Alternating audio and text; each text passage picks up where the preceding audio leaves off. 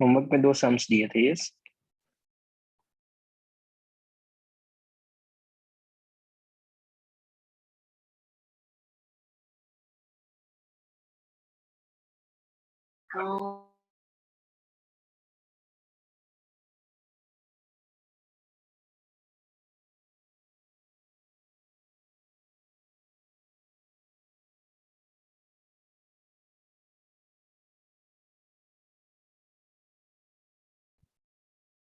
या what is the answer of this one? FeS2 के कितने, Fe2O3 के कितने मोल्स हैं?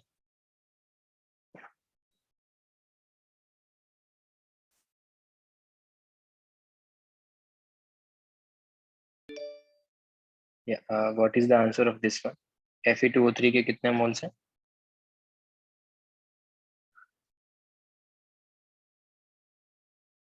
3।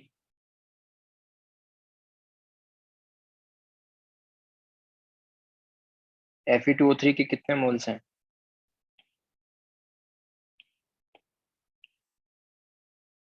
हेलो। 2.5, 2.5, 2.5। ओके, ठीक है। Fe2O3 के मोल्स कितने बोल रहे हो तुम?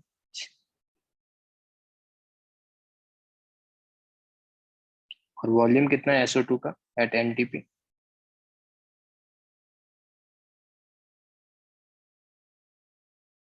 वॉल्यूम कितना आ रहा है?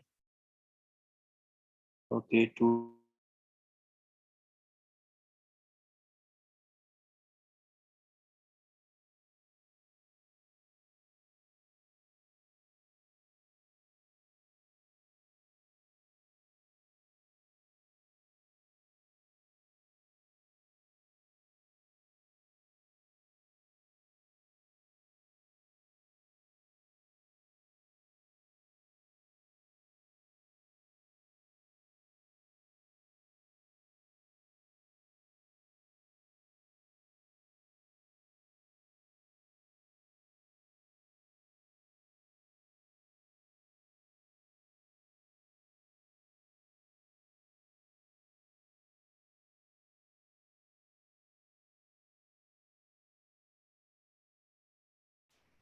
Am I audible?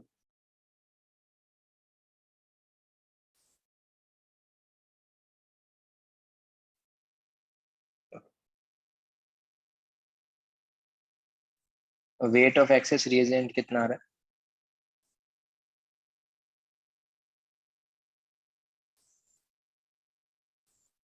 Wait access reagent का कितना आ रहा है?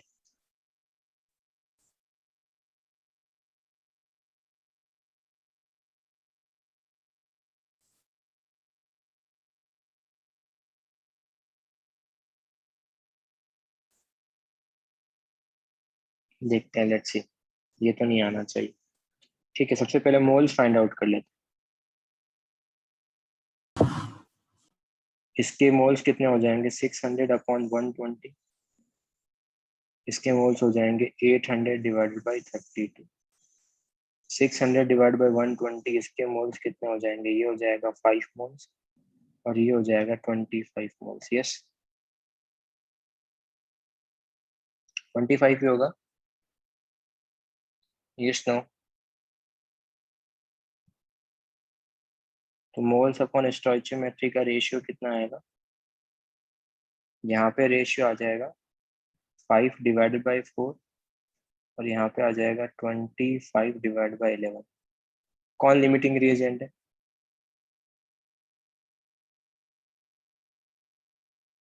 क्या ये लिमिटिंग रिएजेंट होगा? यस।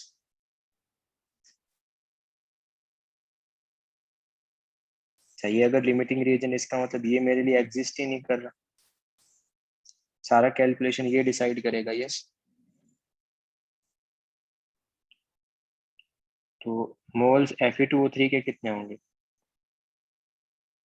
उसका स्टोइचियोमेट्री डिवाइडेड बाय FeS2 का स्टोइचियोमेट्री इनटू FeS2 के मोल्स।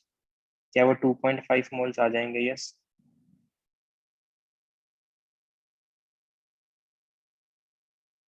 मोल्स SO2 के कितने आएंगे?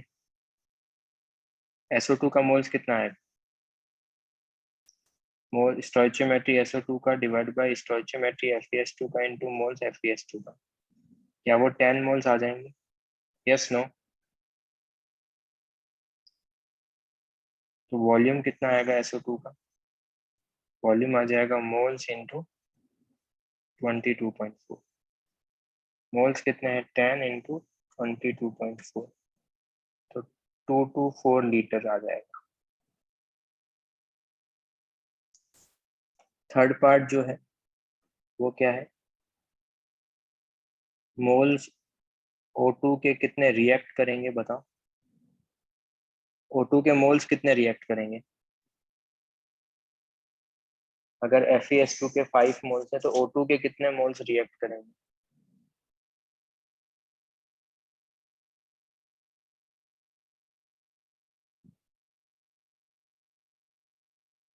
हेलो,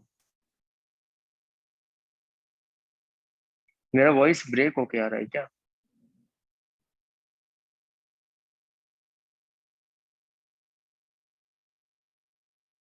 O2 के मोल्स कितने आएंगे? O2 का स्टोइचियोमेट्री डिवाइड बाय FeS2 का स्टोइचियोमेट्री इनटू FeS2 के मोल्स, तो वो कितना आ जाएगा? वो आ जाएगा 55/4 मोल। तो मोल्स जो O2 के रिएक्ट कितने कर रहे हैं, तो रिमेनिंग कितने होंगे?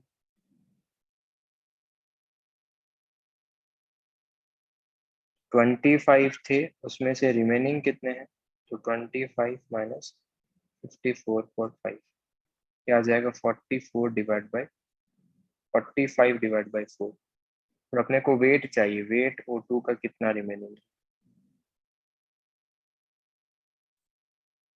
45/4 इंटू 32, 45 इंटू 8, ये आ जाएगा 360 ग्राम वेट रिमेनिंग रहेगा। Yes? Yes no?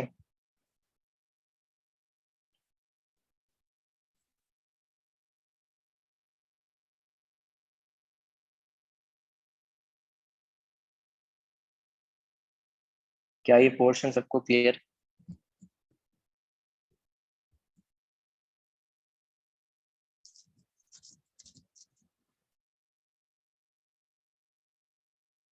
What is the answer of this one? Okay, very good, very good, very good. See, very good. कैसे कर सकते हैं इसको? तुम्हारे पास रिएक्शन क्या है? A plus 2 times of B plus 3 times of C, it will give A B2C3। तुमको moles, इसका तुमको वेट गिवन है, ये 6 ग्राम है, ये Na एटम्स है, और ये 0.036 मोल्स है। तो अगर मेरे को मोल्स फाइंड आउट करना, तो मोल्स फाइंड आउट करना है, तो ये कितना होगा? 6/60, ये हो जाएगा Na डिवाइडेड बाई Na, और इसके डायरेक्टली मोल्स ही गिवन देख के रखें। वेट अपॉन मॉलिक्यूलर वेट, ए का मॉलिक्यूलर सॉरी ए का एटॉमिक वेट कितना है? 60, तो वेट अपॉन 60, तो ये आ जाएगा 0. तो ये आ जाएगा 0.1 मोल, ये आ जाएगा 1 मोल, और ये आ जाएगा 0.036। तो अगर मैं moles upon stoichiometry find out करूंगा, मोल्स अपॉन स्टोइचियोमेट्री, तो ये आ जाएगा 0.1/1, 1/2, ये आ जाएगा 0.036/3। तो लिमिटिंग रिएजेंट क्या होगा? ये सबसे कम अमाउंट इसका होगा। इट मीन्स ये दोनों एग्जिस्ट ही नहीं कर रहे। सारा कैलकुलेशन ये डिसाइड कर। इसका मतलब यहाँ से मोल्स ऑफ A B2C3 कितना आ जाएगा? अगर C के मोल्स 0.036 है, तो A B2C3 के मोल्स कितने आएंगे?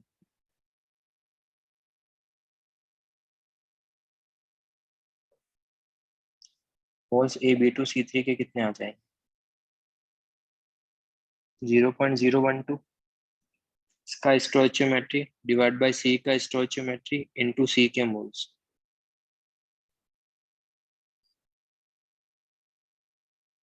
क्या यहाँ तक सबको क्लियर है?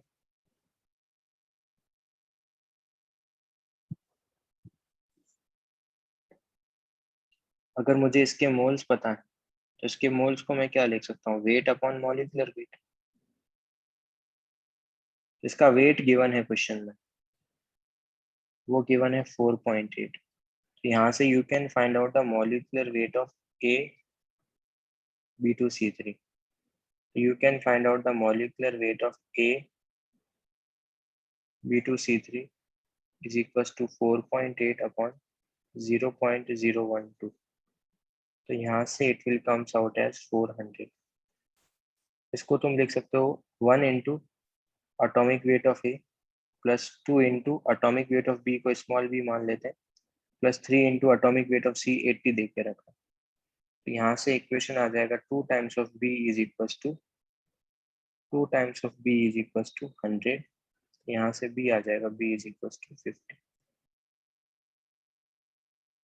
क्लियर है सबको? Yes no?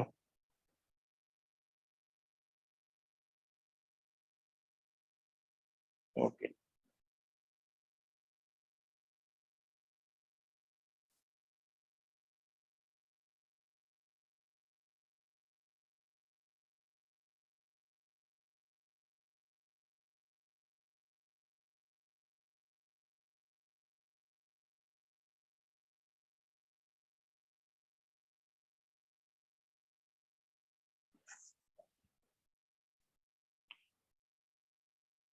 कल अपना डाउट लेक्चर है, बट डाउट इस वीक अपने कब कब लेक्चर्स है?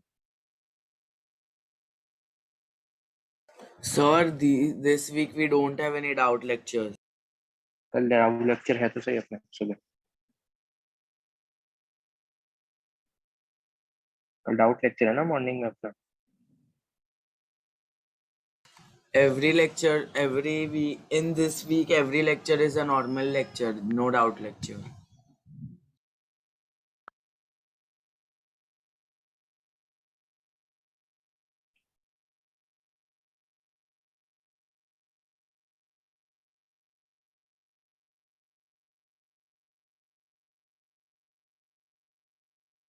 और कब कब लेक्चर है अपने इस वीक?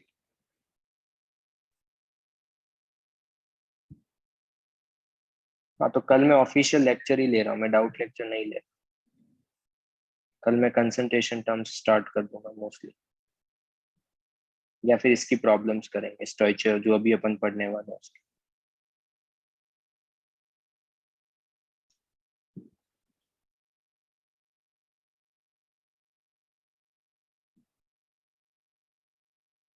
तो अपना माइक ऑन करके बताएगा कब कब लेक्चर है अपने इस वीक में।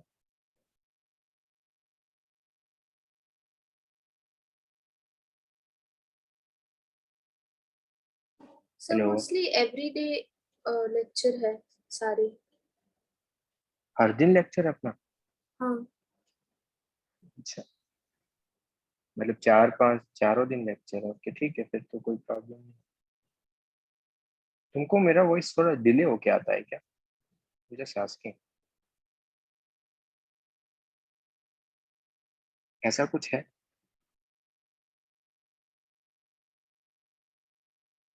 हेलो,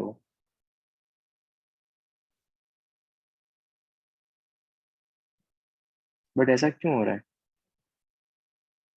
मैं मीटिंग फिर से, सबको अगर ऐसा हो तो मैं मीटिंग फिर से लीव करके ज्वाइन करता हूँ।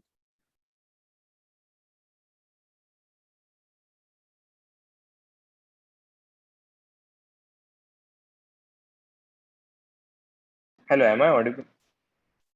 Yes sir. अभी पहले से बेटर है?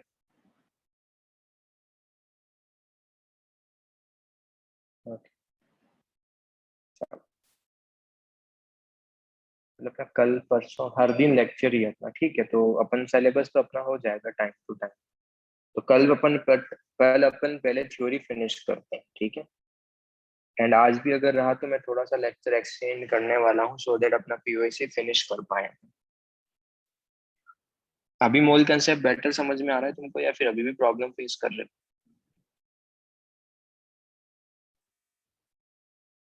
Hello, no sir, we are not facing problem.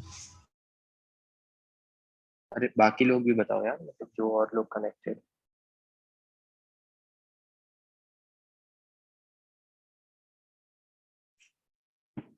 Okay चलो, नेक्स्ट जो सेक्शन है वो है पीओएसी। देखो क्या मैं ऐसा बोल सकता हूँ कि किस जब तुम रिएक्शन बैलेंस करते हो, तुम एटम्स को बैलेंस करते हो, yes. N2 plus H2 it will give NH3 है, तो अपन नंबर ऑफ एटम्स को बैलेंस करते हैं, यस। तो क्या मैं ऐसा बोल सकता हूँ किसी भी केमिकल रिएक्शन में जो एटम्स होंगे वो कंजर्व रहेंगे, यस और नो? किसी भी केमिकल रिएक्शन में एटम्स क्या होंगे, कंजर्व होंगे, यस। अगर नंबर ऑफ एटम्स कंजर्व हैं, तो अगर मैं मोल्स की बात करूं, तो मोल्स क्या होता है, number of atoms divide by Avogadro number, yes. Number of atoms divide by Avogadro number, yes. इसका मतलब यहां से मैं क्या बोल सकता हूँ कि अगर सपोज अगर नंबर ऑफ एटम्स कंजर्व है, एटम्स के नंबर कंजर्व है, तो एटम्स के मोल्स भी कंजर्व रहेंगे, यस और नो?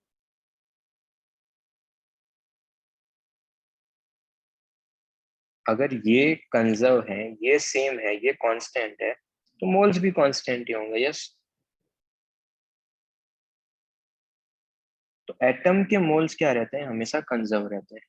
मॉलिक्यूल्स के मोल्स कंजर्व नहीं रहते, मॉलिक्यूल्स के मोल्स चेंज हो जाते हैं, बट एटम्स किसी भी केमिकल रिएक्शन में कंजर्व रहते हैं, तो मोल्स ऑफ एटम भी क्या रहेंगे, कंजर्व रहेंगे in a chemical reaction. Nuclear reaction में ऐसा नहीं होता। पीओएसी का फुल फॉर्म यही, प्रिंसिपल ऑफ एटॉमिक कंजर्वेशन, मतलब एटम्स कंजर्व रहेंगे। पीओएसी के हिंट्स क्या क्या है, कब कब अप्लाई करना है, कब करना है वो सीख लेते हैं, कैसे करना है वो भी सीख लेंगे, ठीक है। कब कब करना है, जब तुमको रिएक्शन पता ही ना हो। अगर रिएक्शंस नोन ही ना हो कि मतलब क्या एक्चुअल में रिएक्शन हो रहा है, या फिर रिएक्शन बैलेंस ही नहीं हो रहा हो। There can be certain reaction जो तुमसे बैलेंस ही नहीं हो रहा हो, रिएक्शन पता नहीं हो, कुछ रिएक्टेंट पता हो बट कुछ रिएक्टेंट्स के बारे में इंफॉर्मेशन ना हो, या फिर तुम बैलेंस ही नहीं हो रहा हो रिएक्शन, या फिर कभी भी तुमको ऐसा स्टेटमेंट दिखे, all the something atoms converted to, all the calcium atom, carbon atom, nitrogen atom and something, कुछ भी एटम्स इज कन्वर्टेड टू, ऐसा कहीं पर स्टेटमेंट दिखे, इसका मतलब वो पीओएसी का हिंट है। या फिर तुम्हारे पास कभी भी ऐसा हो कि C+O2 हो, P4+O2 हो, Fe+O2 हो, I2+Cl2 हो, इसमें स्पेशल चीज क्या है इन सब में, और साथ में कभी भी ऐसा मेंशन करके रखा हो no remaining amount of reactant, तब तुम पीओएसी अप्लाई कर सकते हो। इसमें ऐसी क्या चीज है जो इसी में अप्लाई करना है, तो उसको एक बार ध्यान से देखो। अगर तुमने कभी भी P4 का O2 के साथ रिएक्शन करवाओगे ना, तो P4 का O2 के साथ रिएक्शन करवाओगे तो P4O6 बनेगा सबसे पहले। जैसे ही P4O6 बनेगा, वो P4O6 रिमेनिंग O2 के साथ कंबाइन होकर P4O10 बना देगा। तो जो P4 और O2 जो है, O2 यहाँ पर भी यूटिलाइज हो रहा है, यहाँ पर भी यूटिलाइज हो रहा है, तो जितना तुमने P4 लिया और जितना तुमने O2 लिया वो कंप्लीटली रिएक्ट करेंगे, कोई भी जो रिएजेंट है जो रिमेनिंग नहीं रहेगा। जैसे दो टाइप की रिएक्शंस हो रही है, जो प्रोडक्ट बन रहा है वो रिएक्टेंट के साथ भी रिएक्ट कर रहा है, तो these are two different reactions. जब भी ऐसा हो तो P4 and O2 completely react करने चाहिए, तो उसको अपन क्या बोलते हैं वहां पर, कि वहां पर पीओएसी लगा सकते हो। तुम इसको ऐसे भी लिख सकते हो, P4+O2 this is a parallel reaction, यहाँ से P4O6 भी बनेगा और यहाँ से P4, यहाँ से, अरे यहाँ से P4O10 भी बनेगा। P4 का अगर तुम O2 के साथ रिएक्शन करोगे तो P4O6 भी बनेगा एंड P4O10 भी बनेगा। सर इसको ऐसे लिख सकते हैं क्या, P4+O2, एक मिनट रुको रुचिरा, क्या उसको ऐसे लिख सकते हैं P4O6+P4O10, और सर इसको बैलेंस कर लेते हैं, ये 2 टाइम्स और ये 8 टाइम्स, क्या ऐसा कर सकता हूँ क्या? Yes no?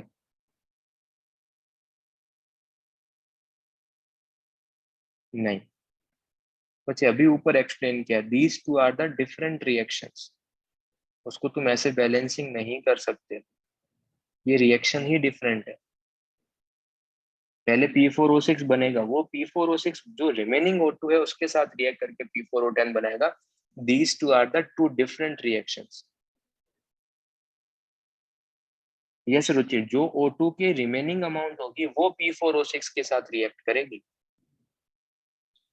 तो अगर मैं O2 की दोनों P4 की बात करूं तो वो भी एक्सेस में नहीं है, O2 की बात करूं तो वो भी एक्सेस में नहीं है, वो कंप्लीटली कंज्यूम हो रहा है दोनों रिएक्शंस के अंदर।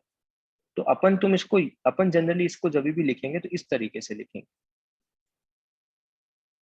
ये प्रॉब्लम करोगे तो यहाँ से तुमको और चीजें अच्छे से समझ में आएगी।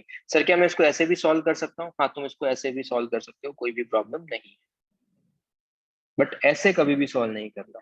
तो तुम फर्स्ट जो लिखा है इससे सॉल्व कर सकते हो या फिर इससे सॉल्व कर सकते हो, तो जो थर्ड मैंने लिखा है इससे तुम सॉल्व नहीं करोगे। क्लियर? Yes no?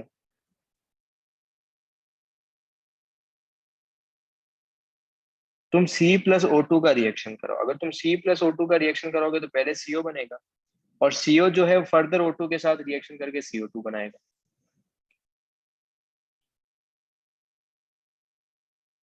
तुम Fe का O2 के साथ रिएक्शन करो, Fe का O2 के साथ रिएक्शन करोगे तो FeO बनेगा, वो फर्दर O2 के साथ रिएक्शन करके Fe2O3 बनाएगा। I2 का Cl2 के साथ रिएक्शन करोगे तो ICl बनेगा, ICl फर्दर Cl2 के साथ रिएक्शन करके ICl3 बनेगा। ऐसे क्वेश्चंस में गिवन होंगे कि दो रिएक्टेंट रिएक्ट करके दो प्रोडक्ट फॉर्म कर रहे हैं, तो जनरली और कोई भी रिएक्टेंट अगर रिमेनिंग नहीं है तो वो POAC का हिंट है। क्या सबको हिंट क्लियर है? सबको अच्छे से?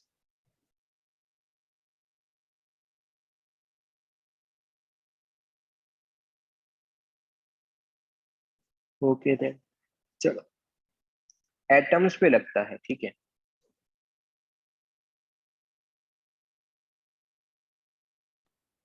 हाँ, रुचि ऐसे बोल सकता है P4+O2 it will give P4O6, further O2 के साथ रिएक्शन करके P4O10।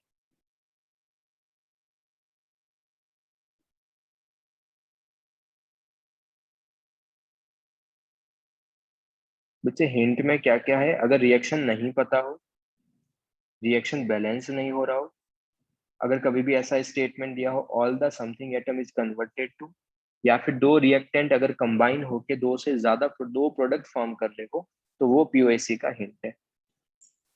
ओके ओके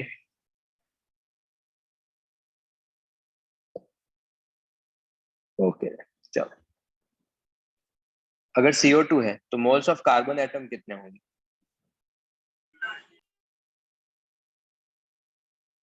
क्या उसको मैं लिख सकता हूँ 1 times of moles of CO2? Yes और नो? जितने भी CO2 के मोल्स होंगे कार्बन के, उसके 1 टाइम्स होंगे, सेम होंगे। मोल्स ऑफ ऑक्सीजन कितने टाइम्स होगा? मोल्स ऑफ ऑक्सीजन कितने टाइम्स होगा? 2 times. Moles of P4, moles of phosphorus कितने टाइम्स होगा?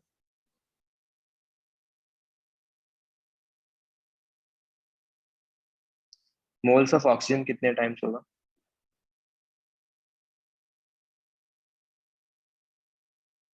अगर N2 है तो नाइट्रोजन के एटम्स के मोल्स कितने टाइम्स होंगे?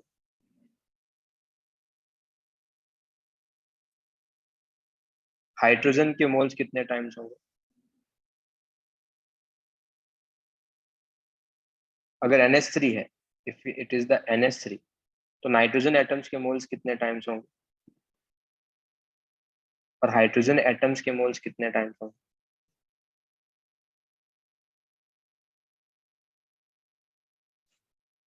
ये अपन को पता है, ठीक है। इजी सा कंसेप्ट था, पहले सीख चुके हैं, इसी का यूज करेंगे अभी फिर से। एक चीज याद रखना, तुम जो अपना स्टैंडर्ड रिएक्शन है, लेट्स से अपना स्टैंडर्ड रिएक्शन है N2+H2 it will give NH3। लोग क्या करते हैं, रिएक्शन को बैलेंस करके फिर POAC लगाते हैं।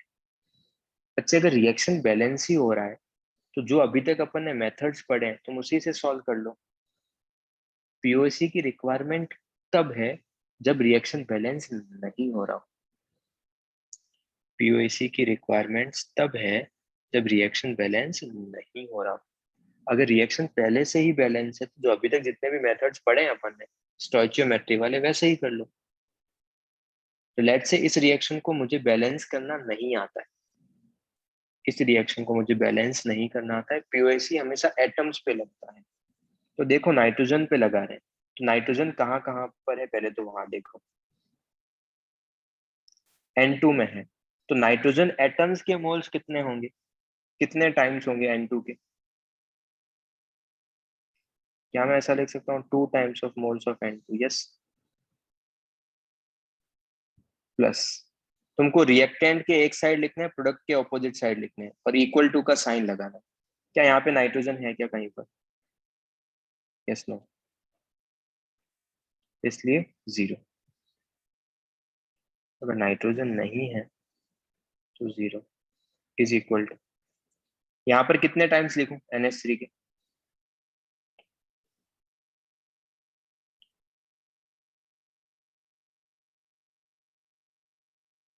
एक्चुअल में इक्वेशन क्या आ जाएगा, 2 times of moles of N2 is equal two moles of NH3।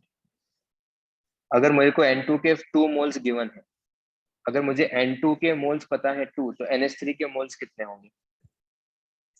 If I know the moles of N2, तो NH3 के मोल्स कितने होंगे?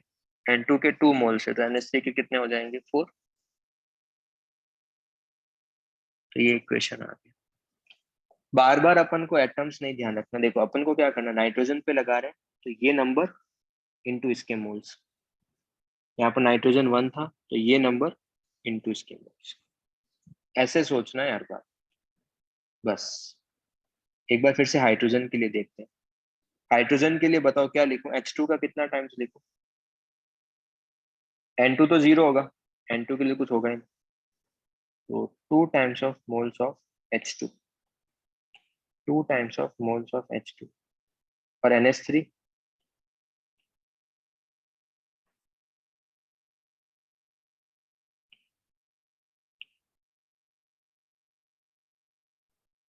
NH3 के लिए 3 times of moles of NH3।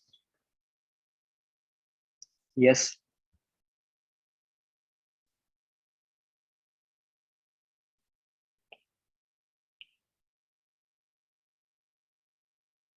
तो यहाँ से इक्वेशन क्या आ जाएगा, 2 times of moles of H2 is equals to 3 times of moles of NH3। Yes,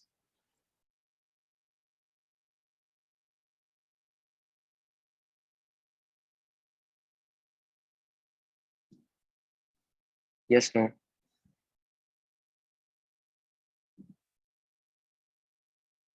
okay. तो ये इक्वेशन है बच्चे, ये वही सेम इक्वेशन है जो अपन ने पहले सीखा था। अगर मैंने इस रिएक्शन को बैलेंस कर लिया तो बैलेंसिंग कैसे होगा? यस, और ये रिलेशन मैं तुमको बता चुका हूँ। यस,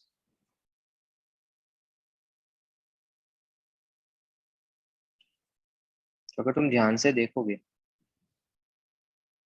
इसको देखो, इन दोनों को अगर देखोगे तो क्या इसको मैं ऐसा लिख सकता हूँ, 2 times of moles of N2 is equal two moles of NH3, अगर मैं क्रॉस मल्टीप्लाई करूंगा तो? यस, यही तो लिखा है, बट यहाँ पे मैंने बैलेंस नहीं किया है। क्या फिर भी वही रिलेशन आ रहा है क्या? क्या फिर भी वही रिलेशन आ रहा है क्या? यस, बैलेंस नहीं किया और फिर भी वही रिएक्शन रिलेशन आ रहा है। और वही अगर सपोज मैं इसकी बात करूं तो यहाँ पे लिख सकता हूँ 2 times of moles of H2 is equal to 3 times of moles of NH3। Yes,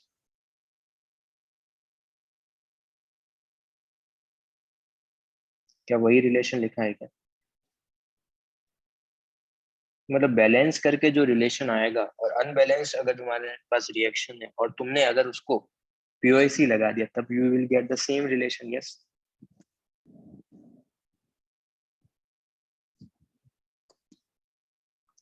yes no,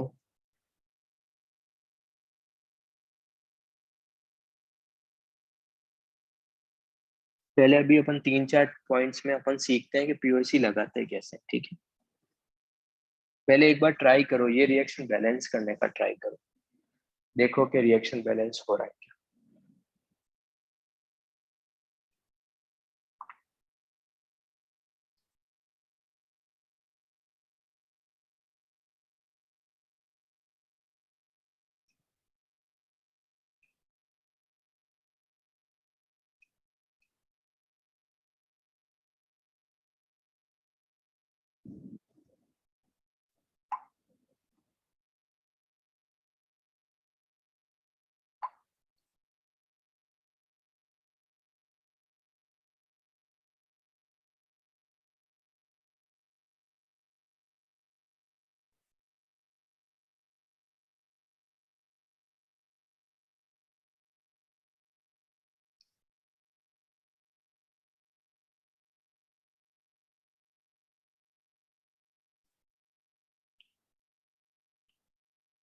क्या बैलेंस कर पा रहे हो इजीली?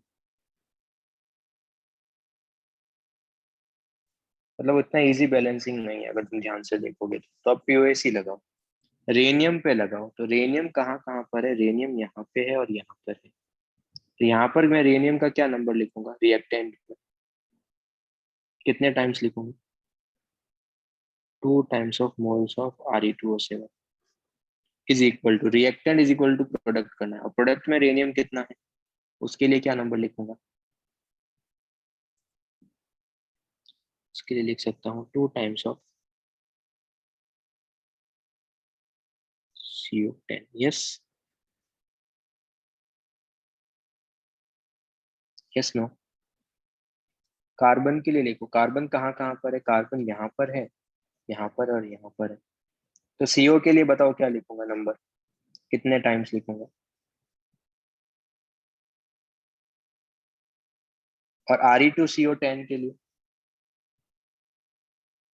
Re2CO10 के 11 कैसे लिखेंगे यार?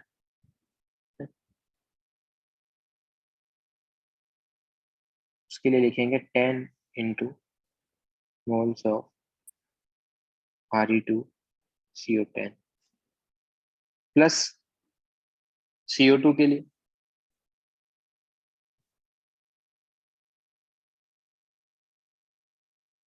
अरे तुम 11 ऐसे नहीं लिख सकते हो, तुम ऐसा नहीं बोल सकते हो। अगर सपोज अगर इसका 1 मोल बन रहा है तो क्या CO2 का भी 1 मिलेगा ना? ऐसा जरूरी नहीं है।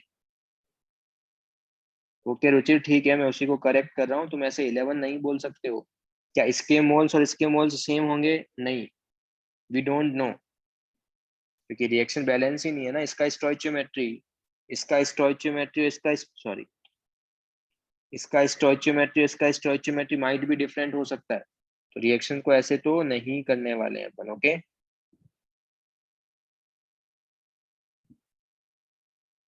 ऑक्सीजन पे लिखो, ऑक्सीजन तो सब जगह है। Re2O7 के लिए क्या लिखेंगे? Re2O7 के लिए 7 into moles of Re2O7 plus CO के लिए क्या लिखेंगे?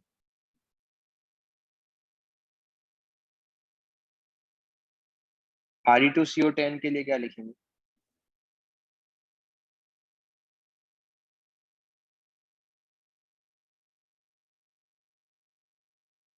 और CO2 के लिए?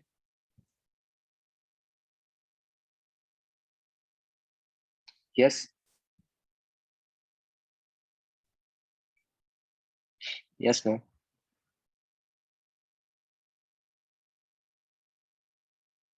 आई होप तुम सब लोग निकालना तो सीख चुके हो। Reactant is equal to product लिखना है हमेशा। तो लेट्स से ये रिएक्शन है P4 plus O2, it will give P4O6 plus P4O10। तो बताओ कैसे करेंगे इसको?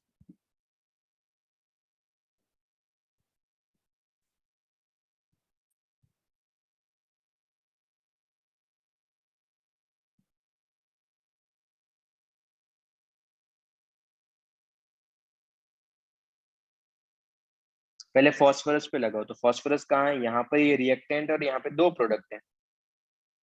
तो बताओ फॉस्फोरस के लिए, इसके लिए क्या लिखूंगा मैं? इसके लिए कितने times? 4 into moles of P4 is equal to, क्योंकि रिएक्टेंट में और कुछ है नहीं, P4O6 के लिए कितना लिखूंगा?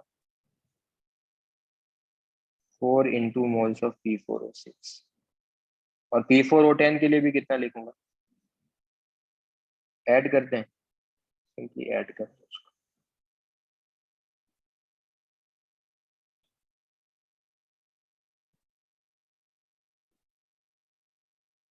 Reactant is equal to product करना है बस। अब ऑक्सीजन पे बताओ, ऑक्सीजन कहाँ कहाँ पर है? यहाँ पर है, यहाँ पर है और यहाँ पर है। O2 में क्या नंबर आएगा? O2 में कितना नंबर आएगा? P4O6 में कितना आएगा? और P4O10 में कितना आएगा?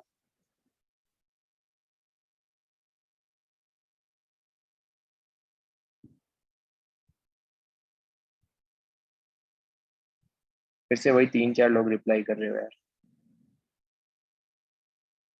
बच्चे मैंने ये रॉन्ग इक्वेशन नहीं बोला था। जीत ध्यान से देखो, ये थर्ड इक्वेशन रॉन्ग बोला था कि ऐसे एक साइड में नहीं लिखेंगे कि जीत।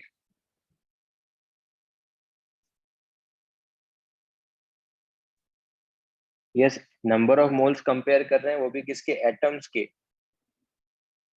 तो ऑक्सीजन पे लिखूंगा तो ऑक्सीजन के लिए क्या आएगा, ऑक्सीजन के लिए you will gate 2 times of moles of O2 is equals to 6 times of moles of P4O6 plus 10 times moles of P4O2।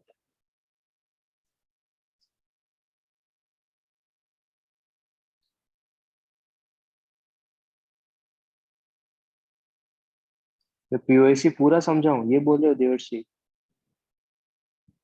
नहीं सर, बस ये क्वेश्चन पे आप एक और बार समझा सकते हो? किस पे बताना है, फास्फोरस पे या ऑक्सीजन पे? ऑक्सीजन पे। तो ऑक्सीजन के लिए लिखोगे तो रिएक्टेंट ये है, ये समझ में आता है, ये रिएक्टेंट और ये दोनों प्रोडक्ट है, यस और नो? Yes sir. अगर रिएक्टेंट ये है तो रिएक्टेंट के लिए क्या बताया, इसका नंबर इंटू इसके मोल्स।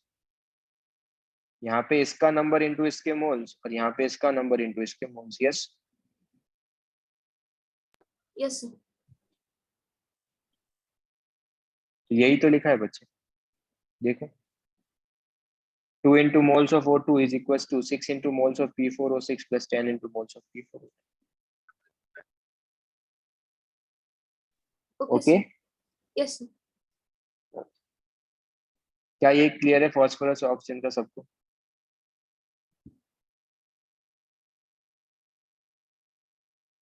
बोलो।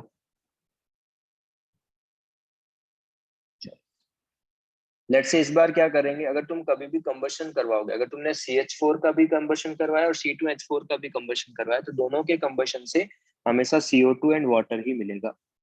अगर तुम CH4 का भी कंबशन कराओगे तभी भी CO2 मिलेगा, C2H4 का कंबशन कराओगे तभी भी CO2 मिलेगा। दोनों केसेस में तुम्हारे पास CO2 ही ऑब्टेन्ड होगा। तो इस बार रिएक्टेंट दो है और प्रोडक्ट सेम मिल रहे हैं। ऊपर वाले केस में क्या था, रिएक्टेंट सेम थे, प्रोडक्ट डिफरेंट थे। तो अगर तुमको यहाँ पे कार्बन पे लगाना है तो बताओ कार्बन पे कैसे लिखाओगे? कार्बन रिएक्टेंट में यहाँ पर है, यहाँ पर है और यहाँ पर है। CH4 के लिए क्या लिखूंगा, कितने टाइम्स लिखूं CH4 के लिए, C2H4 के लिए?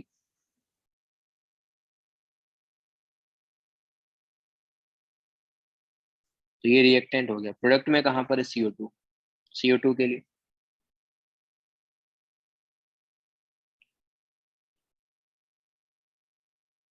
अब हाइड्रोजन पे भी देखते हैं, हाइड्रोजन कहाँ पे है, यहाँ पे है, यहाँ पे और यहाँ पे। CH4 के लिए क्या लिखूंगा,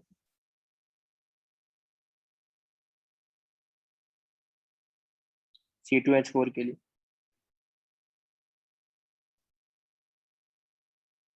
और H2O के लिए?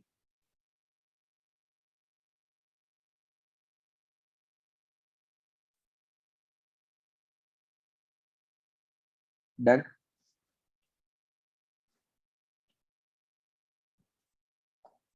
Yes,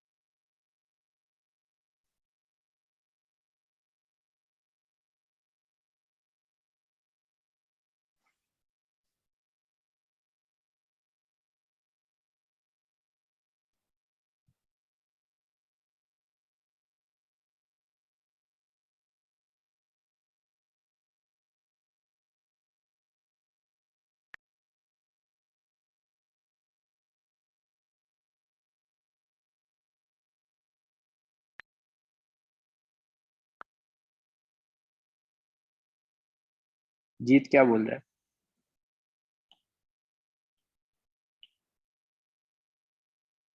Jeet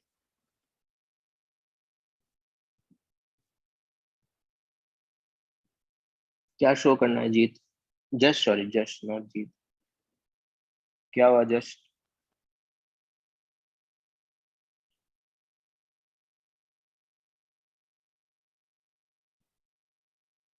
hello,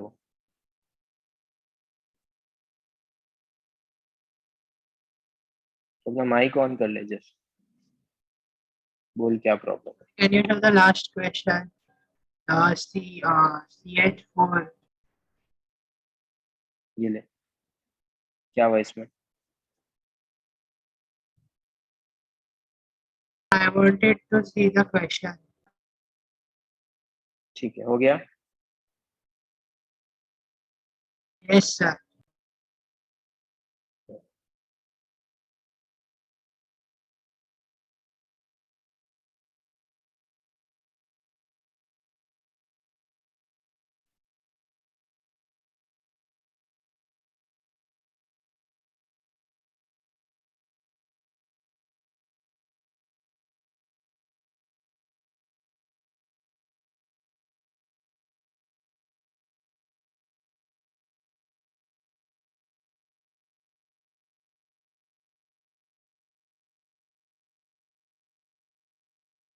Now let's see this problem. What is the weight of P4O6 and P4O10 produced if 31 gram of P4 reacts with 32 gram of O2 with no remaining reagent? तो दो reactant है, दो product बन रहे हैं और कोई भी रिएजेंट जो है वो कंप्लीटली रिमेनिंग नहीं है, मतलब कंप्लीटली रिएक्ट कर रहे हैं। फॉस्फोरस का जो एटॉमिक वेट है वो गिवन है। फॉस्फोरस का एटॉमिक वेट कितना है? 31। तो P4 का मॉलिक्यूलर वेट कितना हो जाएगा? मॉलिक्यूलर वेट कितना होगा P4 का? हेलो, 4 इंटू 31 कितना हो जाएगा? 124। तो तुम्हारे पास रिएक्शन ये है, तो तुमको मोल्स ऑफ P4 पता है, मोल्स ऑफ O2 भी पता है। उससे P4O6 के X मोल्स बनेंगे, P4O10 के Y मोल्स बनेंगे। तुम एक बार फॉस्फोरस पे POC लगाओ, एक बार ऑक्सीजन पे POC लगाओ, दो अननोन इक्वेशंस आएंगे X और Y, वहां से X और Y के मोल्स निकालो। Once you get the moles you can find out the weight. मेरे को वेट फाइंड आउट करना है। आई होप क्वेश्चन सबको क्लियर है। यस, बस फाइंड आउट कर।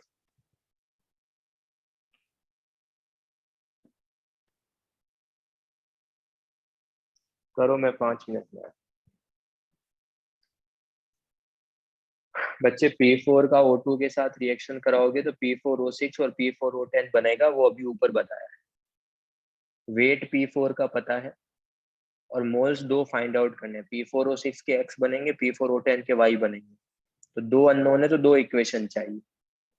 वेट P4 का गिवन है, वहां से मोल्स P4 के निकाल सकते हो, मोल्स O2 के भी निकाल सकते हो। एक बार POC लगाओ फॉस्फोरस पे, एक बार POC लगाओ ऑक्सीजन पे, दो इक्वेशन बनेगी और दो ही अननोन है X एंड Y। तो from there you can find out the X and Y। Once you get the X and Y, X और Y अगर तुमको मिल जाएगा तो उसके बाद you can easily find out the weight. Done.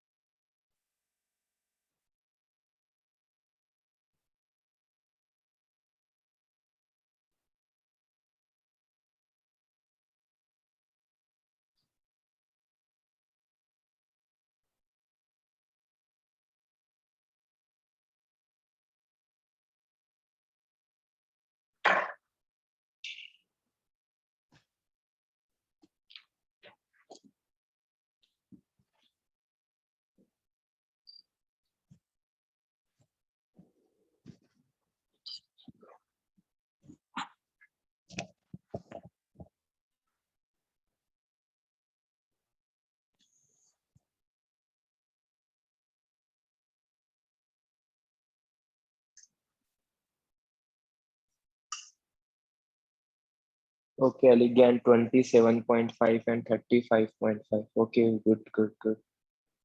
जीत का भी आंसर आ गया, 1/8 moles. Yes. Okay, very good.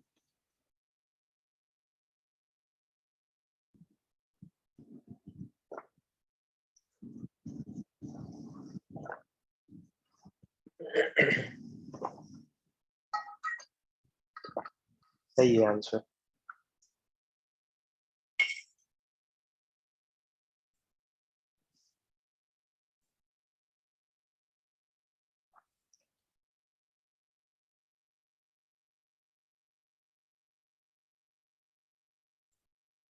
तो यहाँ SO2 आएगा तो मोल्स ऑफ P4 कितना हो जाएगा? वो हो जाएगा 31 डिवाइडेड बाय 124. यहाँ से मोल्स ऑफ P4 आ जाएंगे 1/4 मोल्स आ जाएंगे. मोल्स ऑफ O2 के लिए इट्स 32/32. 1 मोल O2 आ जाएगा. तो फॉस्फोरस पे लगाओगे तो वो आएगा 4 into moles of P4 is equals to 4 into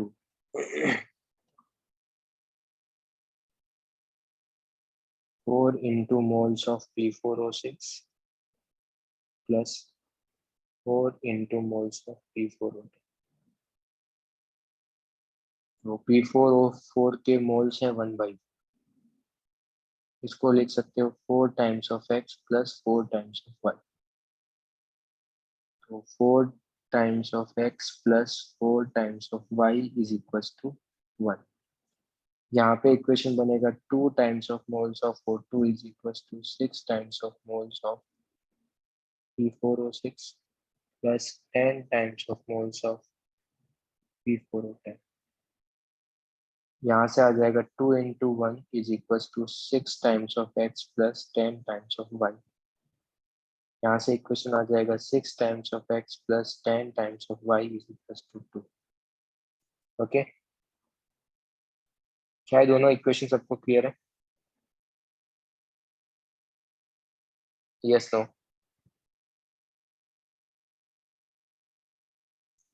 इन दोनों को साइमल्टेनियसली सॉल्व करोगे तो यहाँ से x भी कितना आएगा 1/8 और y भी कितना आएगा 1/8. तो मोल्स ऑफ P4O6 आ जाएंगे 1/8 और P4O10 भी आ जाएगा 1/8. बटने में अपने को वेट चाहिए तो वेट क्या होगा? Moles into molecular weight P4O6 का आएगा 220 और यहाँ पे आएगा moles into molecular weight P4O10 का आएगा 284. तो यहाँ से ये आ जाएगा 27.5 ग्राम. यहाँ से ये आ जाएगा 35.5. तो जो तुम्हारा आंसर्स थे वो सही थे. क्या ये पार्ट सबको क्लियर है?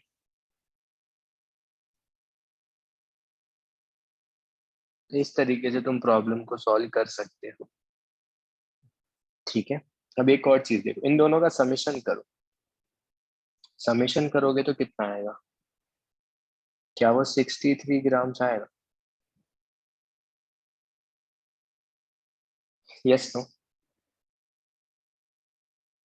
क्या वो 63 ग्राम आएगा? यस. और वो आना भी चाहिए था. क्यों? बिकॉज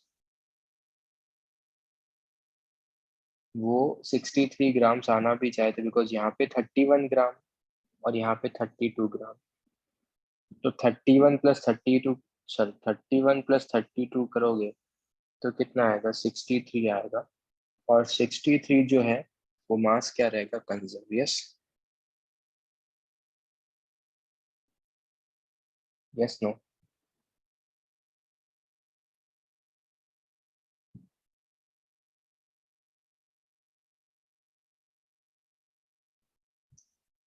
वैसे एक और प्रॉब्लम, 27.6 ग्राम है K2CO3 का, उसको तुमने ट्रीटेड किया है एक सीरीज ऑफ रिएजेंट से.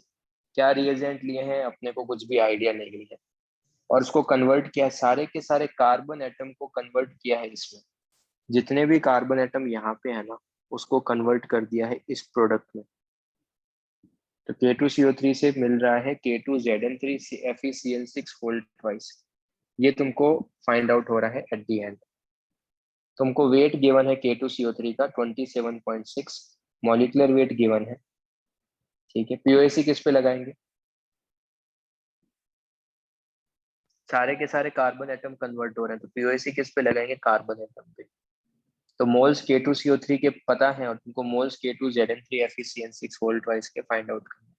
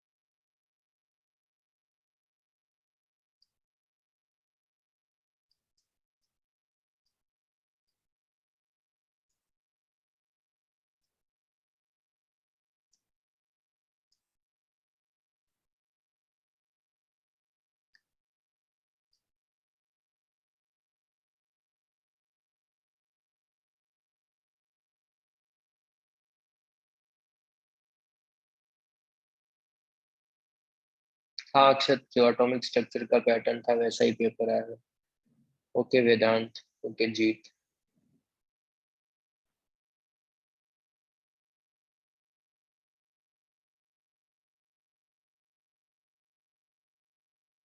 ओके अलिज्ञान।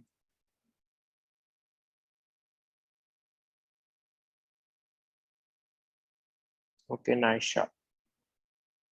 Okay good. तो कार्बन पे पीओसी लगाओगे तो क्या लिख सकता हूँ? 1 into moles of K2CO3 is equal to 12। यहाँ पे कार्बन के 12 एटम्स है। 12 into moles of K2ZN3FeCN6 whole twice. यहाँ पे 1 into 27.6 divided by 27.6 divided by 138 is equal to 12 into ये जो बड़ा सा कॉम्प्लेक्स, बड़ा सा जो कंपाउंड है इसका, यहाँ से आंसर आ जाएगा 0.2 अपॉन 12। तो यहाँ से मोल्स आ जाएंगे उस बड़े से कंपाउंड के 1/6।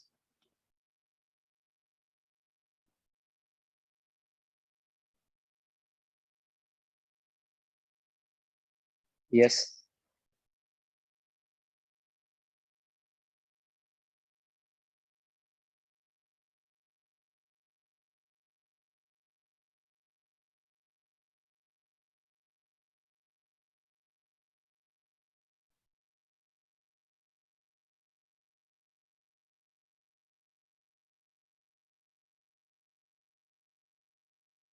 ओके चलो,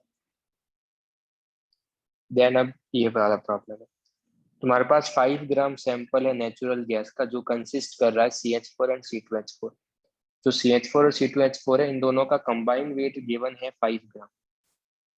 उसको तुमने O2 के साथ क्या किया है? बर्न किया है, और वहां से 14.5 ग्राम CO2 मिला और कुछ H2O मिला है। H2O के बारे में कोई भी इंफॉर्मेशन नहीं।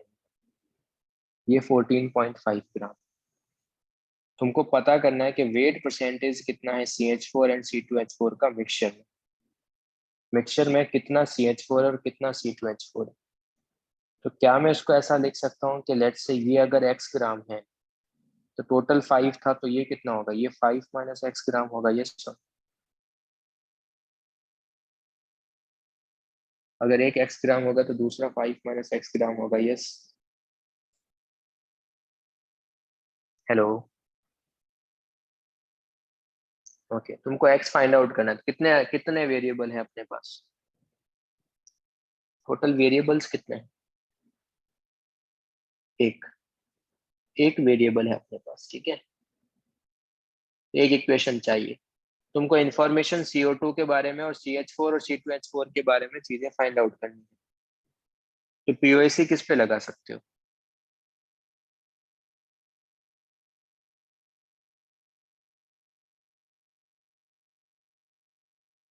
Okay, very good. क्योंकि जो कॉमन सब्सटेंस जो फाइंड आउट करना है और जो गिवन है उसमें जो कॉमन सब्सटेंस है वो क्या है? Carbon.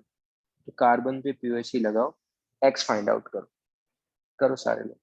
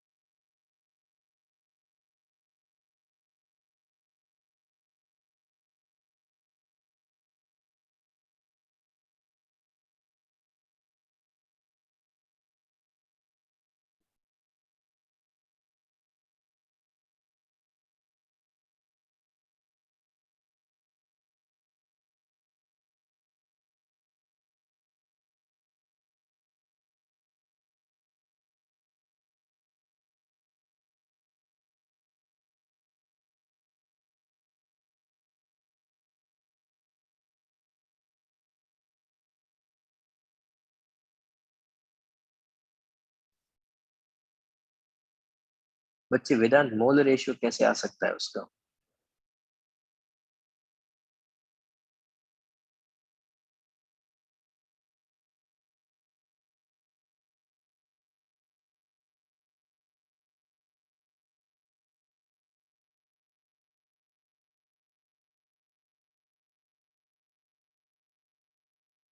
Okay, 3 gram CH4 and 2 gram C2H4. Okay, what about others?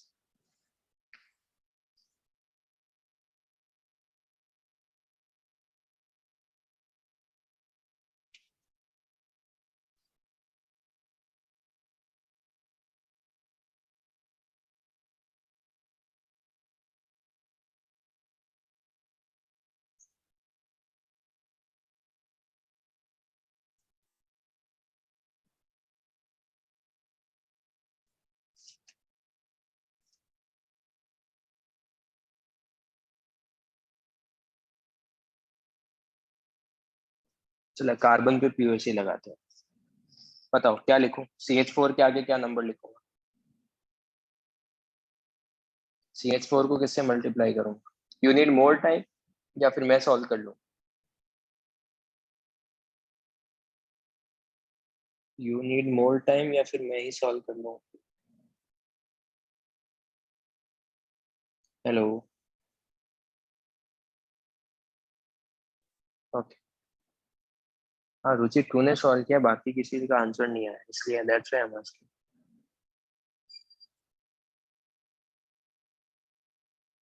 Okay, तो क्या मैं इसको ऐसा लिख सकता हूँ 1 into moles of CH4 plus 2 into moles of C2H4 is equals to 1 into moles of CO2? Yes or no? Okay Vedant, सही है तुम्हारा आंसर भी। तो CH4 के लिए क्या लिखूंगा? X उसका वेट है divide by 16 plus 2 times of, इसका वेट है 5 माइनस एक्स और इसका मॉलिक्यूलर वेट है 28 is equals to 14.5 divided by 44. So x divided by 16 plus 5 minus x divided by 14 is equals to 14.5 divided by 44. Yes? Yes, no?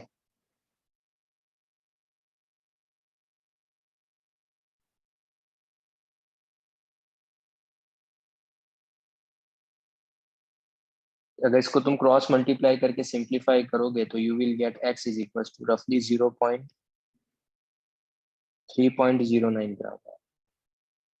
क्या ये equation सबने बना लिया था क्या? Yes no? उसके बाद तो क्रॉस मल्टीप्लाई करके सिंप्लीफाई तो करना था, बट मेरे को परसेंटेज फाइंड आउट करना है, इसका परसेंटेज फाइंड आउट करना है, percentage of CH।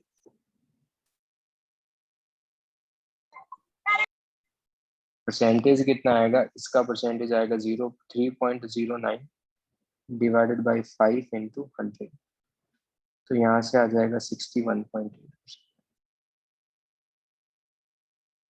Okay Ruchi, no problem, ठीक है तुम्हारा आंसर भी। तो ये जो होगा वो कितना हो जाएगा? ये हो जाएगा 38.2%। डन?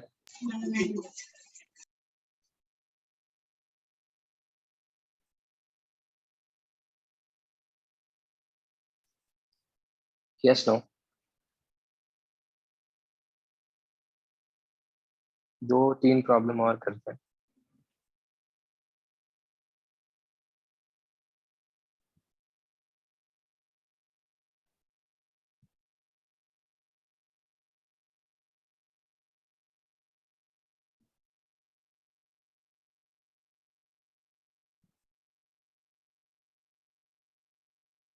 ओके वेदांत, कोई प्रॉब्लम नहीं, आंसर सही आया तो ठीक।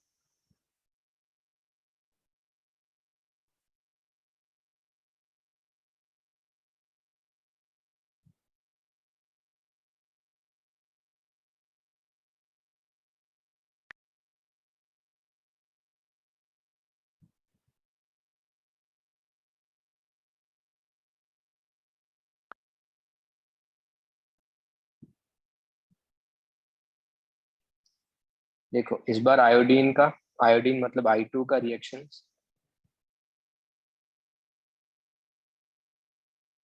इस बार I2 का रिएक्शंस दे आर, उसका रिएक्शन Cl2 के साथ करवा रहे हैं और यहाँ से क्या बन रहा है? एक बन रहा है ICl और एक बन रहा है ICl3।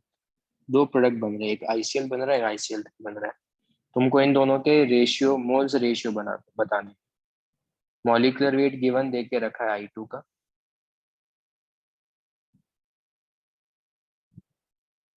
वो है 254,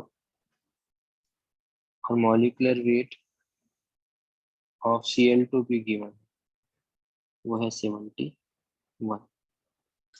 रिएक्शन जो हो रहा है ये सबसे हो जाना चाहिए, इजी प्रॉब्लम है। I2 प्लस Cl2, इससे जो रिएक्शन हो रहा है वहां से बन रहा है, एक बन रहा है ICl, एक बन रहा है ICl। इन दोनों के मोल्स का रेशियो बताना। दो इक्वेशन, दो वेरिएबल साइमल्टेनियसली सॉल्व करो, you will get the answer.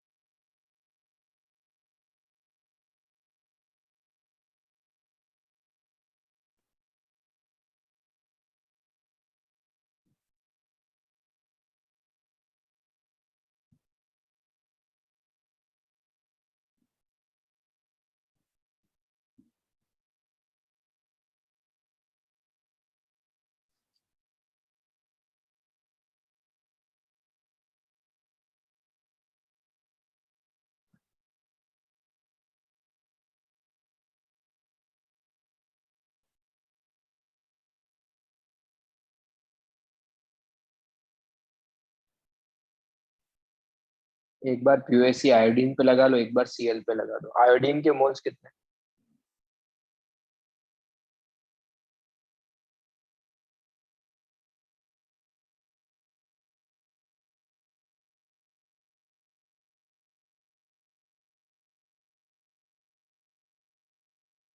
Okay Vedanta 0.1, okay 0.1। ठीक है, करो करो, आयोडीन के मोल Cl2 के भी निकालो, POC लगाओ।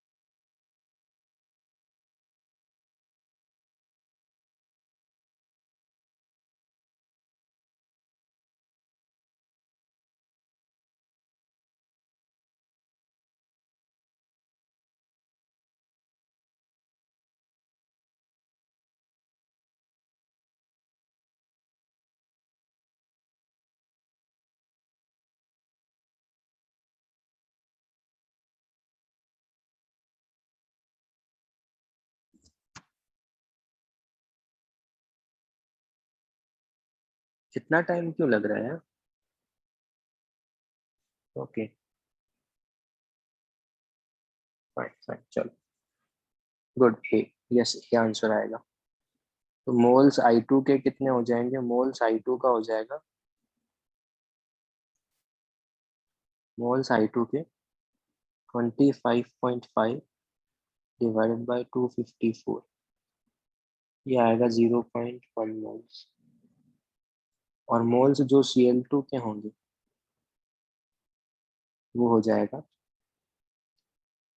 14.2 डिवाइड बाय 71, ये आ जाएंगे 0.2।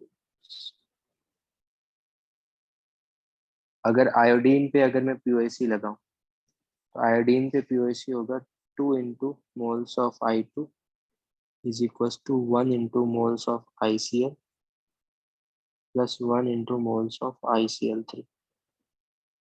तो इक्वेशन बन जाएगा 2 into 0.1 is equals to x plus 1। और वही अगर मैं Cl पे बात करूं तो Cl के लिए हो जाएगा 2 into moles of Cl2 is equals to 1 into ICl plus 3 into moles of ICl3। तो यहाँ से इक्वेशन आ जाएगा 2 into 0.2 is equals to x plus 3 times of y। तो ये इक्वेशन 1 है, ये इक्वेशन 2 है। 2 minus 1 कर, तो 2 minus 1 करोगे तो you will get 2 times of y is equals to 2 into 0.2 minus 2 into 0.1। यहाँ से you will get 0.2, 2 times of y is equals to 0.2, तो y is equals to 0.1 moles। अगर y is equals to 0.1 moles यहाँ substitute करोगे तो you will get x is equals to 0.1 moles। x upon y का ratio पूछा है तो ratio कितना हो जाएगा 1। यस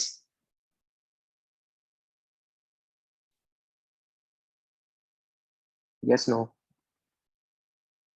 ओके चलो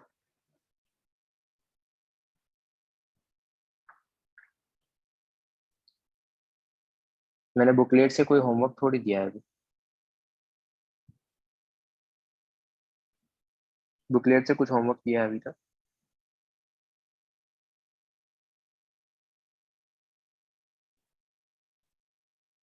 कुछ भी होमवर्क नहीं दिया अभी तक, बस स्टार्टिंग से।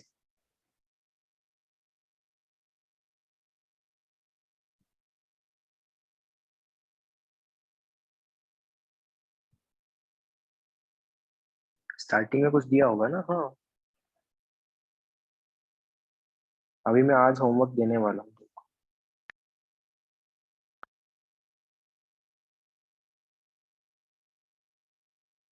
मैं इस नोट्स में भी कुछ 4-5 प्रॉब्लम्स ऐड करूंगा तो वो तुमको कल के लेक्चर तक अटेंड करनी है। और बुकलेट का होमवर्क दे रहा हूँ वो मैं कल तो डिस्कस नहीं करूंगा बट इसी वीक में वो डिस्कशन करेंगे, तो वो होमवर्क भी तुमको जितना जल्दी हो सके फिनिश करना।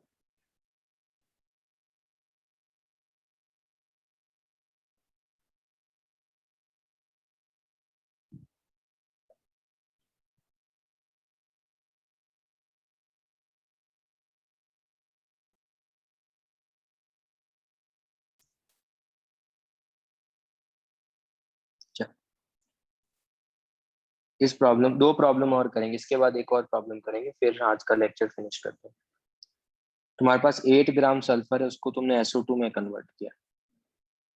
तुमने सल्फर का रिएक्शन जो है वो O2 के साथ करवाया और उसको तुमने कन्वर्ट कर दिया है SO2। और जो SO2 बना उसका रिएक्शन तुमने करवाया है Cl2। तो कुछ तो प्रोडक्ट बना, we don't know. First statement पढ़ो, फर्स्ट लाइन पढ़ना। 8 gram of sulphur is burn to form SO2 which is oxidised by Cl2। कुछ तो बना। द सॉल्यूशन जो बना उसको ट्रीट किया है BaCl2 के साथ। इसके बाद जो भी सॉल्यूशन बना उसका रिएक्शन करवाए BaCl2 के साथ, तो वहां से BaSO4 बना। तो द अमाउंट ऑफ BaSO4 कितना फॉर्म हुआ वो मुझे पता कर। अमाउंट जो BaSO4 का फॉर्म हुआ है वो मुझे पता। ओके यहाँ से सारा का सारा सल्फर कन्वर्ट हुआ है SO2 में। SO2 सारा का सारा यहाँ गया है। फिर जब भी एक और चीज ध्यान रखना, जब भी कभी प्रेसिपिटेट बनता है ना वो भी जनरली हिंट होता है POAC का। तो पहले सल्फर सारा SO2 में गया, SO2 से कुछ तो एक और रिएक्टेंट था उसमें गया, उसके बाद सारा का सारा BaSO4 में गया। तो क्या मैं ऐसा बोल सकता हूँ कि जो सल्फर है वो डायरेक्टली BaSO4 में जा रहा है? जितना सल्फर यहाँ था वो कंप्लीटली कन्वर्ट हो रहा है किसके अंदर? BaSO4 में। यस और नो?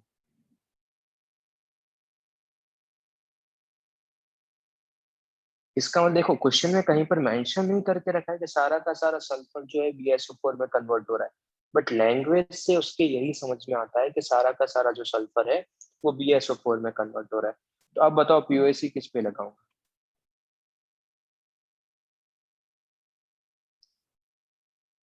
तो POAC किस पे लगेगा? सल्फर। और अब आई होप तुम सब लोग आंसर कर सकते हो, क्योंकि मोल्स ही पूछे हैं तो it's not a big deal. Sulphur का एटॉमिक मॉलिक्यूलर वेट पता है, वहां से तुम मोल फाइंड आउट कर सकते हो POC।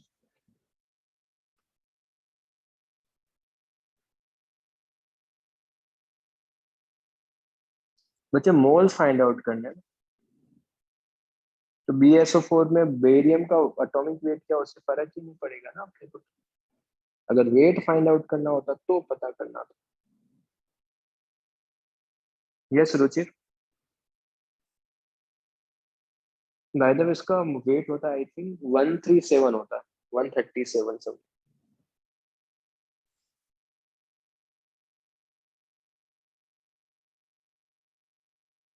वेदांत, अलिज्ञान और जीत के आंसर आ गया। What about others?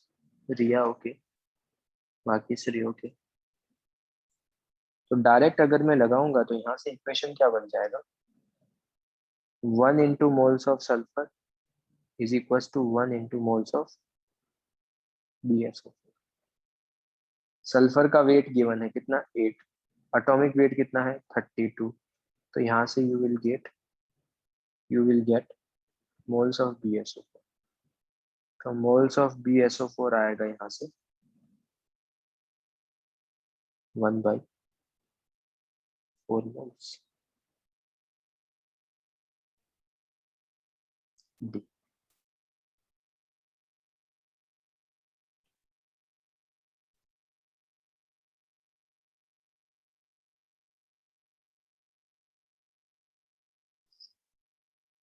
फोर्टी तक सम्स दिए थे, now you can solve till 62।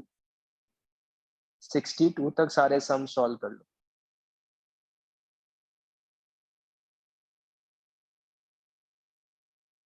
और गेट इक्विप JEE वंस में हमें अभी और होमवर्क, अभी एक और प्रॉब्लम करेंगे, but get equip JEE mains के प्रॉब्लम्स भी लिख लो। प्रॉब्लम नंबर 1 लिख लो। 1 3 4 5 6 7 1 3 4 5 6 7, then 10 11 12 13 14 15 16 टिल 23 तक सारा कर लो। 10 से लेके 23 तक सारा कर सकते हो। देन 24 भी कर सकते हो। यहाँ पर कर लो टिल 32 तक, 24 से 32।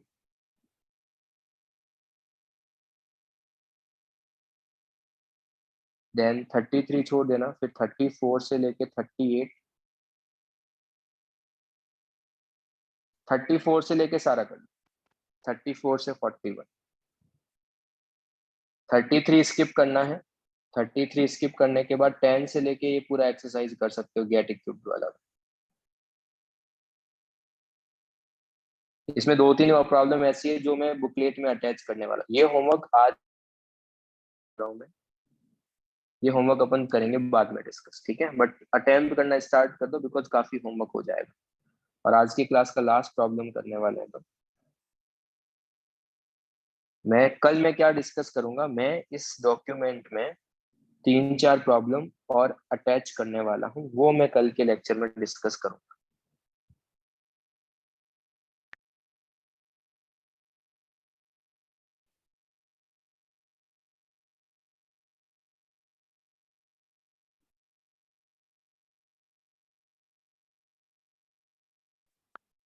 ये भी मैं क्वेश्चन एक्सप्लेन कर देता हूँ, उसके बाद ये प्रॉब्लम सॉल्व करो, फिर फिनिश आज का लेक्चर।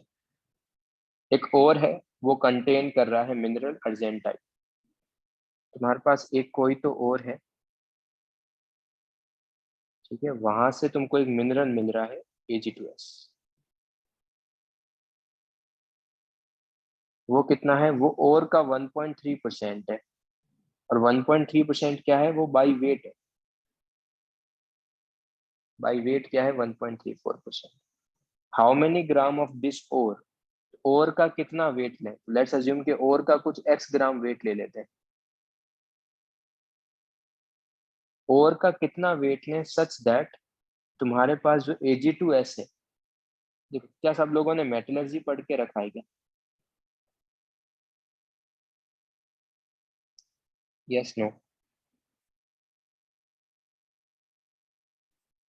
मेटलर्जी में क्या होता है? जो भी मिनरल्स होते हैं उससे तुम मेटल्स को ऑब्टेन करते हो, तो उसके लिए बहुत सारी रिएक्शंस करवानी पड़ती है। बट इसने कौन सी रिएक्शंस करवाई इसके बारे में कुछ भी मेंशन नहीं किया है। उसने बोला कि कोई तो मिनरल है Ag2S, वहां से सारा का सारा जो Ag है ना, वो इसमें कन्वर्ट हो रहा है। और अपने को जो चाहिए ना Ag, वो कितना चाहिए? वो 1 ग्राम चाहिए, प्योर Ag। तो 1 ग्राम अगर मेरे को प्योर Ag चाहिए, तो और का मुझे कितना वेट लेना पड़ेगा? मुझे और का कितना वेट लूं so that we can get the Ag जो है 1 ग्राम। तो अगर और का मैं x ग्राम लूंगा तो Ag2S का वेट कितना हो जाएगा? क्या उसके वेट को मैं ऐसा लिख सकता हूँ? x का 1.34% अपॉन 100। यस और यस नो? और तुमको Ag चाहिए, तो POAC किस पे लगाऊंगा?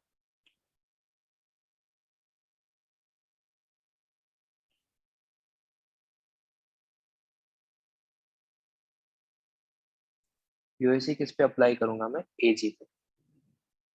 POAC किस पे अप्लाई करेंगे अपन? Ag पे।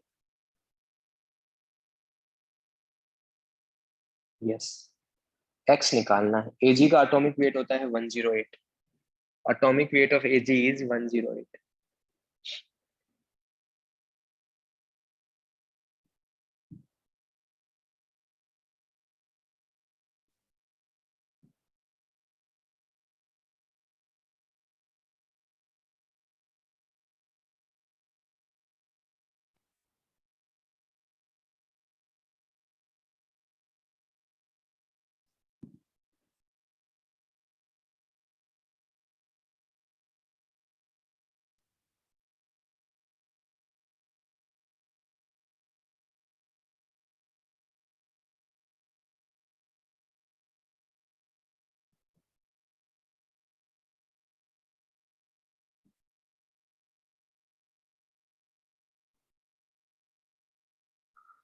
डी तो आंसर नहीं है वेदांत, आई थिंक आंसर डी दिया है, तो डी नहीं।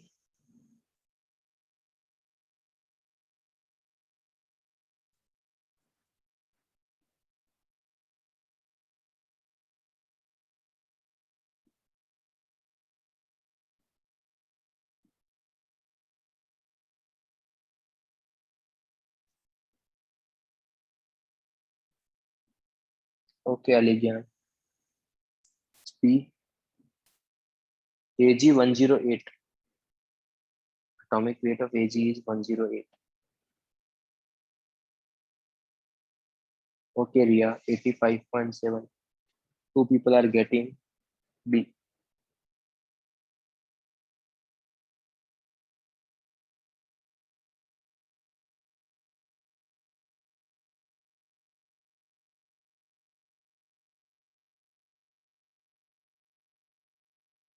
okay Jeet.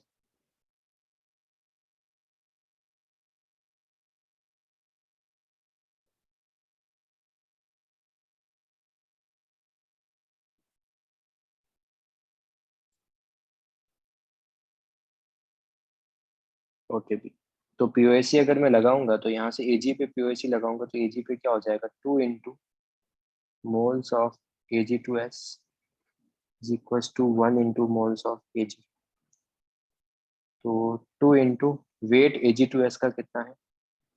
x into 1.34 divided by 100 divided by molecular weight of Ag2S। तो ये हो जाएगा 248 is equals to 1 into 1 upon 108।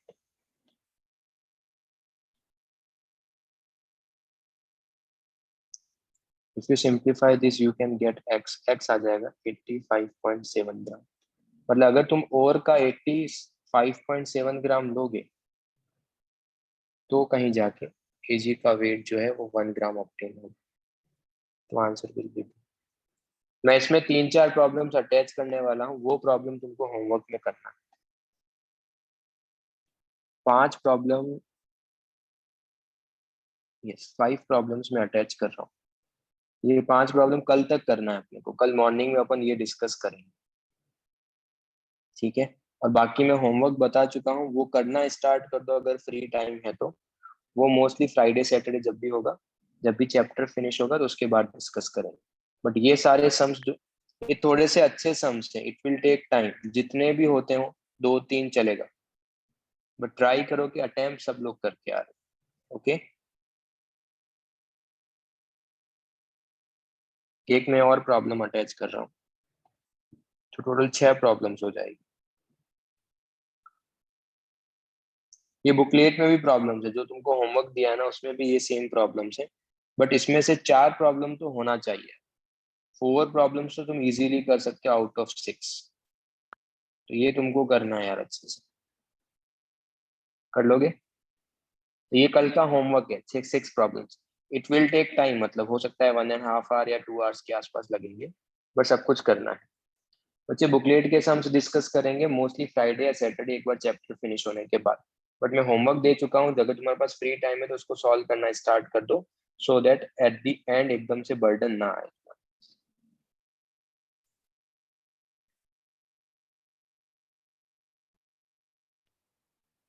मैं बच्चे अभी डॉक्यूमेंट सेंड कर ही रहा हूँ व्हाट्सएप पे, डोंट वरी। ओके, किसी को कुछ डाउट है तो you can ask, otherwise you can leave. Bye bye